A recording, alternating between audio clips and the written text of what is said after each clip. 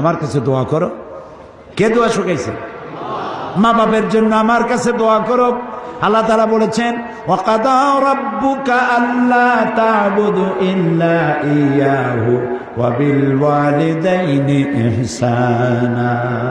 তোমার রবের পক্ষ থেকে চূড়ান্ত সিদ্ধান্ত হয়ে গেছে, আমি আল্লাহর ইবাদত করার পর তোমার মা বাপের খেদমত করবে। সুবহানাল্লাহ। ওয়াকুল লাহুমা কাওলান কারীমা। আর মা বাপের সাথে অসম্মানজনক কথা কখনো বলবে না। মা বাপরে ধমক দিবে না, চোখ মোটা করবে না। অনেক ছেলে পেলে আছে মা বাপ মারে পর্যন্ত। চোখ মোটা করে তাকাও কার দিকে? আল্লাহ ইচ্ছে করলে তোমাকে অন্ধ বানায় দিতে পারে। এটা বেয়াদবি করার জায়গা নয়। তোমার মা যদি দুশ্চরিত্রাও হয়, তুমি তাকে ধমক দিতে পারো না।